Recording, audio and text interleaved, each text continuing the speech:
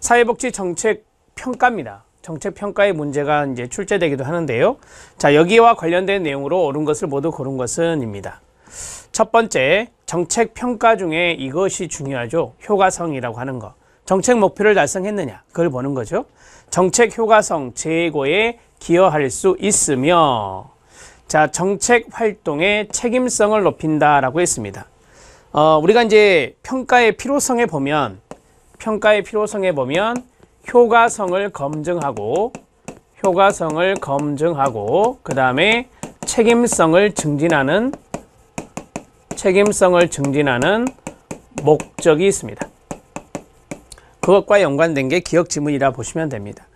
니은 지문 들어갑니다. 결과를 산출이라 하죠. 성과를 영향이라 합니다. 산출과 영향에 대한 평가 방법으로, 그러니까 결과에 대한 평가나 성과에 대한 평가다, 이렇게 보시면 돼요.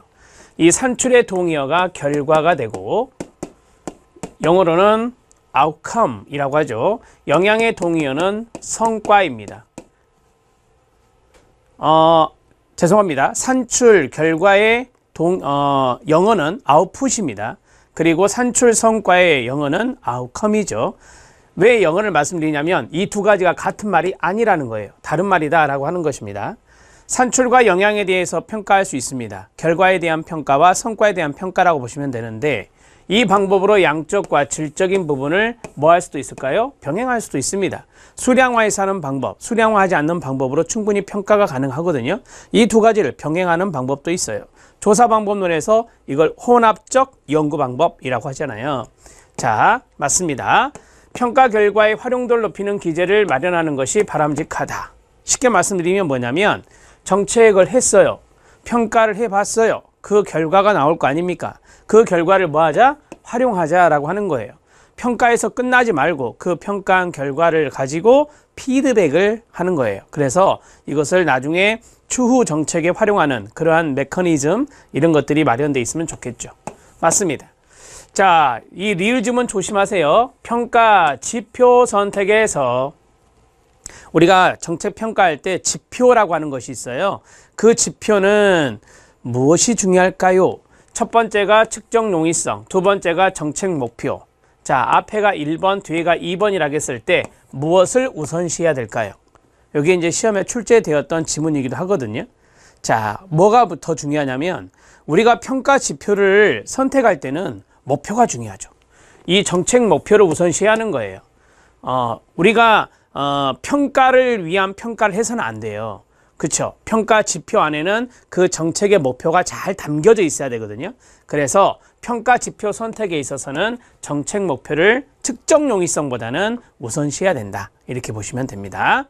자, 이거 비교 지문 잘 기억해 놓으세요. 측정 용이성보다는 정책 목표를 우선한다는 것 기억해 주십시오. 맞습니다. 모두 다 맞아서 답은 5번입니다.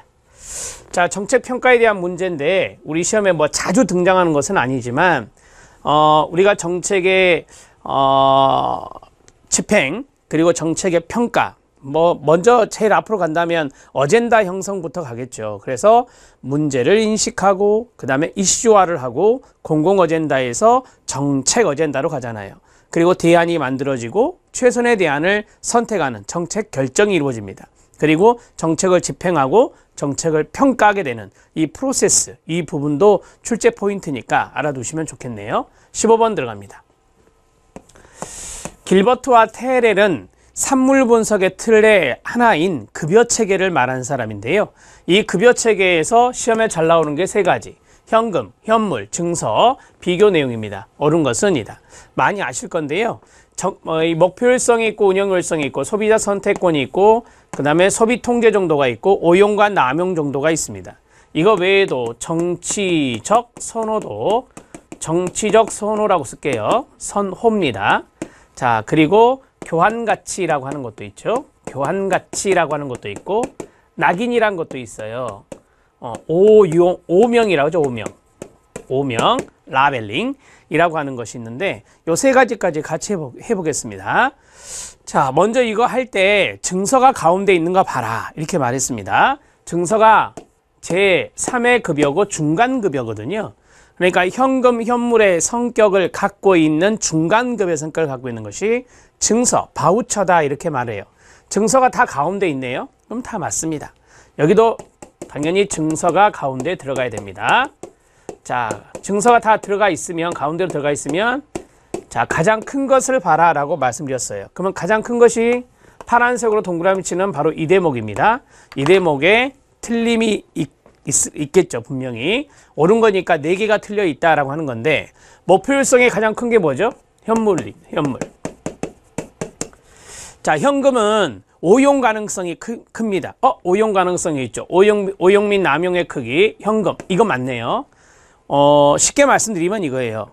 오용 가능성이 높으면 정책 목표에서 많이 벗어나게 되는 거예요. 그래서 오용 가능성이 높은 현금은 바로 이 자리에 현금이 들어가야 돼요. 목표율성이 가장 낮은 현금이 이 자리에 들어가게 되는 이유가 됩니다. 자, 답을 빨리 처리했네요. 답은 5번이 되겠네요. 그 다음에 운영효율성이 큰 것은, 운영상 편한 것은 현금입니다. 계좌이체 방법을 쓰기 때문에. 그 다음에 소비 선택권이 높은 것은, 선택권은 당연히 소비자 선택권은 현금입니다. 소비 통제가 되는 것은 뭐예요? 당연히 현물이죠. 현물. 현금은 통제가 어려워요. 현금을 어디에다 쓸 수 있는지 그런 것들은 소비자 선택권에 달려있기 때문에 소비 통제가 쉽지 않습니다. 이렇게 해서 위에서부터 1번부터 5번까지는 4번까지는 틀렸고 5번 지문이 맞아서 답은 5번입니다. 정책 선호도 해볼까요? 정책 선호도는 대중의 많은 지지인데, 이것은 맞춤형의 서비스, 욕구를 조사해서 맞춤형의 서비스 주는 것을 훨씬 더 좋아하고 목표율성이 높은 걸 좋아하겠죠. 정책 선호도는. 그래서 현물이 됩니다. 그러면 자연스럽게 여기는 현금이 되고, 교환 가치는 현금이 됩니다. 현금이 가장 높죠. 아무래도 자기가 이제 필요한 것에 이제 쓰게 된다면 교환 가치, 합리적으로 이것을 활용한다는 전제 조건 하에 교환 가치가 높은 것이 바로 현금이 됩니다. 현물은 교환 가치가 낮다라고 하는 거예요. 그 다음에 낙인은 현물입니다. 현물이 낙인이 많고 현금은 낙인 정도가 적죠. 이렇게 해서 3가지 더 정리하시면 되겠습니다. 자, 답은 5번이었습니다.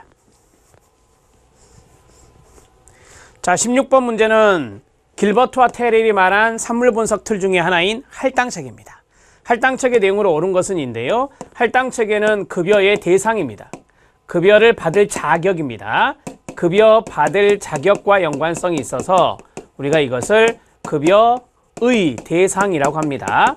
급여의 대상과 연관성이 있는 게 할당책이다. 이게 일종의 개념이에요. 그리고 여기에서 귀, 보, 진, 자, 4가지 암기법을 순서대로 외워야 됩니다. 귀속적 욕구, 보상, 진단적 구분, 자산조사에 의한 욕구입니다. 이쪽으로 갈수록 제도적 관점이 되고, 이쪽으로 갈수록 자녀적 관점이 되는 겁니다. 이쪽으로 갈수록 보편주의가 되는 거고, 이쪽으로 갈수록 선별주의가 되는 겁니다. 이런 것도 가장 기본적이니까 알아두십시오. 자, 할당책에는 급여의 전달과 연관성이 있다? 아닙니다. 바로 위에서 말했죠. 대상과 연관성이 있습니다. 자, 그 다음에 귀, 보, 진, 자 깔렸습니다. 등급 분류가 나왔네요. 등급 분류는 진단적 구분과 동의어가 됩니다. 진단적 구분과 동의어. 이렇게 정리하면 돼요. 자, 귀속적 욕구는 욕구의 규범적 증거에 기반을 둔, 여기서 끊어야 돼요. 좀 말이 어렵죠? 여기에 규범적이라는 말의 유사어가 당위적이라고 해요. 당위적이라고 해요. 마땅히 욕구가 있으면 그 나라의 국민이다. 보편주의 생각하시면 돼요. 그 나라의 국민이고 욕구가 있다면 마땅히 급여의 대상이 될 수 있는데, 문제는 여기 있었어요.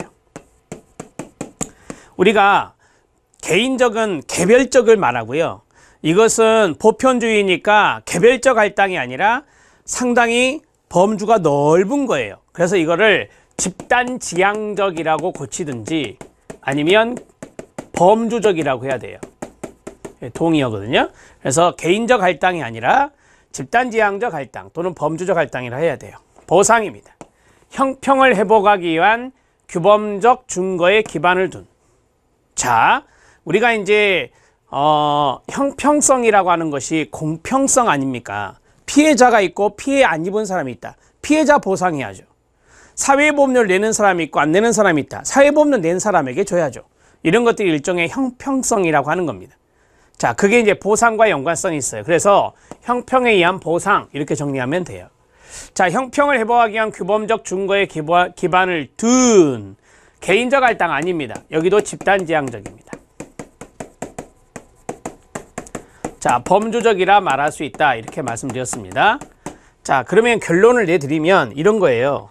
앞에 귀보, 뒤에 진자 이렇게 나누어요.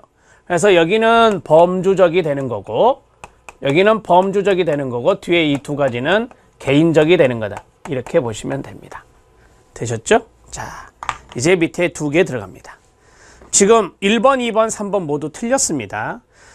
진단적 구분 등급 분류는 전문가의 판단이 중요할까요? 안 중요할까요? 중요하죠. 등급을 분류하는 건데 진단을 하는 건데 따라서 의존하기보다는이 아니라 의존합니다. 자, 의존하며 욕구의 기술적 진단 기준에 기반을 둔 개인적 할당에 기초한다라고 했어요. 네, 전문가는 기술적인 진단 기준이 있어요. 그 기술적인 진단 기준에 따라서 개인적 할당을 한다. 말씀드렸죠? 이 두 가지 진단적 구분과 자산조사에 의한 욕구는 개인적 할당이다. 이렇게 말했습니다. 자, 여기가 틀렸네요. 첫 번째 줄이 틀렸습니다. 그럼 5번이 맞다는 건데 자산조사에 대한 욕구는 욕구의 경제적 기준에 근거를 둡니다. 이 경제적 기준이 뭐겠어요? 뭐 예를 든다면 빈곤입니다. 내가 재화나 서비스를 구매할 수 없다. 없다는 경제적 기준이 됩니다.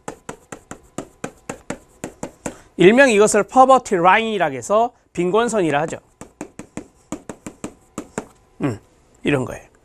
자, 이런 것에 기준을 두어서 개인적 할당에 기초하고 있다. 네, 맞습니다. 개인적 할당, 선별주의니까 개인적 할당에 기초하고 있다. 5번 지문이 맞습니다. 자, 16번의 답은 5번입니다. 하나하나 개념을 잡으셔야 됩니다. 17번 들어갑니다. 조세입니다. 이 조세는 재정체계입니다. 길버트와 테릴이 말한 재정체계, 파이낸스 시스템에서 자, 우리가 공공재원이 있고 민간재원이 있는데 조세는 당연히 공공재원 중에 하나가 됩니다. 공공재원 중에 하나. 자, 조세에 대한 내용으로 옳지 않은 것은 입니다. 1번, 많은 재원에 비해서 평등이나 사회적 적절성을 이루기가 쉽습니다. 당연한 거 아닙니까? 재원이 풍부하니까. 자, 다른 재원에 비해서 복지 대상을 넓힐 수 있습니다.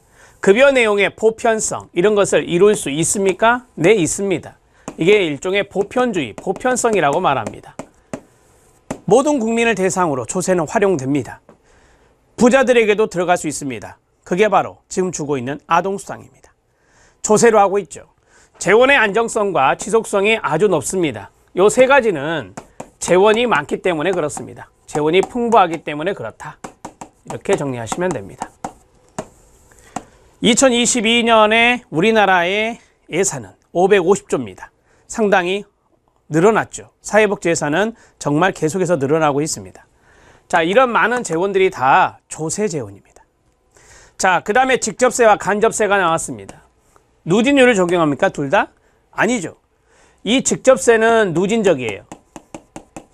하지만 이 간접세는 역진적이에요. 이해되시죠? 여기서 간접세가 빠져야 맞는 거예요. 직접세는 누진율을 적용하므로 누진적인 성격이 있다. 이렇게 해야 되는 거예요. 자, 간접세는 역진적인 성격이 있는데 간접세의 대표적인 사례가 뭐냐면 부가세입니다. 부가세 10% 많이 들어보셨을 건데 돈을 많이 버는 사람도 10% 부담합니다. 돈을 적게 버는 사람도 10% 부담하는 게 부가세입니다. 따라서 동일률을 적용하는 거예요. 소득에 상관없이 동일률을 적용하는 거예요.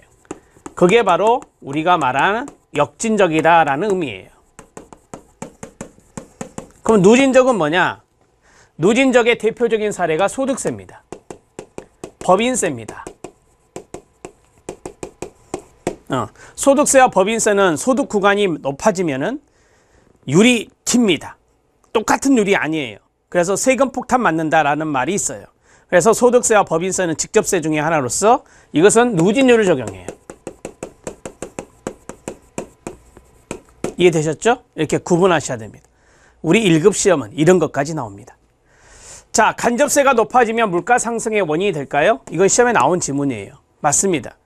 여러분이 부가세 10%인데 부가세가 15%, 20%가 된다고 가정해 보세요. 그러면 물가는 오를 수밖에 없습니다. 물건을 판매하는 상인들이 가져갈 수 있는 돈이 적어지잖아요. 어차피 부가세는 내는 것이니까, 세금을 내는 것이기 때문에 부가세가 높아진다면 그 사람들이 가져갈 수 있는 돈이 줄어들어서 물가가 올라갈 수밖에 없어요. 그래서 간접세가 높아지면 물가 상승의 원인이 되는 것이다. 이렇게 보시면 됩니다. 자, 정리가 됐고요. 답은 4번입니다. 17번은 조세에 대한 문제였습니다.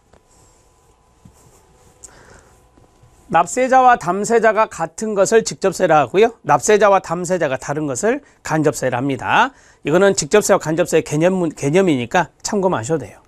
18번 들어갑니다. 사회복지 서비스 전달체계 구축의 원칙입니다.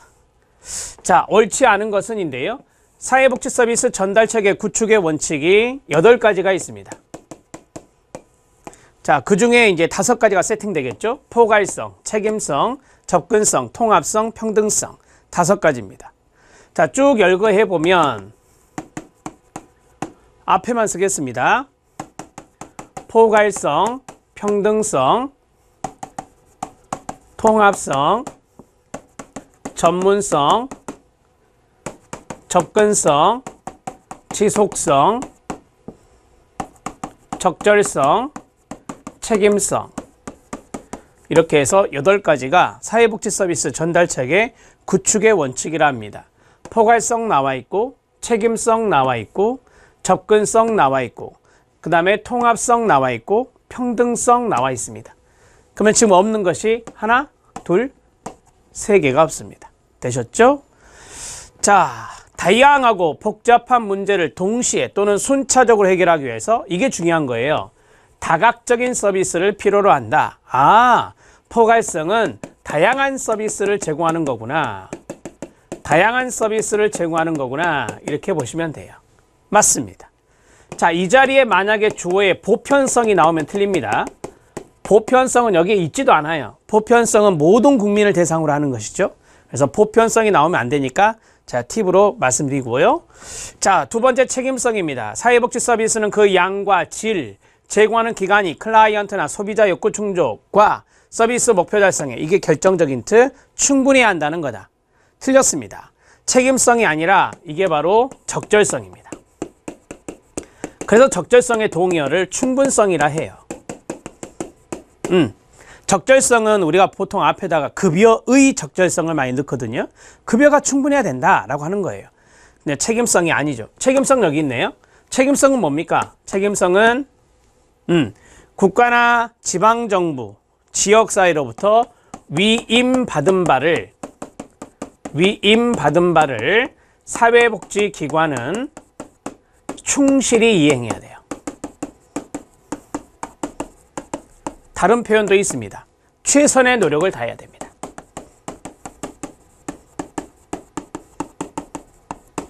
이것을 책임성이라 합니다. 충실히 이행하지 못하면 책임을 다 안 하는 겁니다. 최선의 노력을 다하지 않으면 책임을 다 안 하는 겁니다. 자, 접근성은 쉬워요. 쉽게. 사회복지 서비스는 그것을 필요한 사람들이면 누구나 쉽게 받을 수 있어야 하기 때문에 클라이언트가 쉽게 이용할 수 있어야 된다라고 하는 겁니다. 이게 접근성이에요. 기관이 낙인을 합니다. 그러면 접근하기가 쉽지 않죠. 기관이 낙인을 하면 쉽게 접근하기 어렵잖아요. 이런 것들이 바로 접근성을 해치는 요소들이 됩니다. 뒤에 비슷한 문제 나올 거니까 그때 또 보시죠.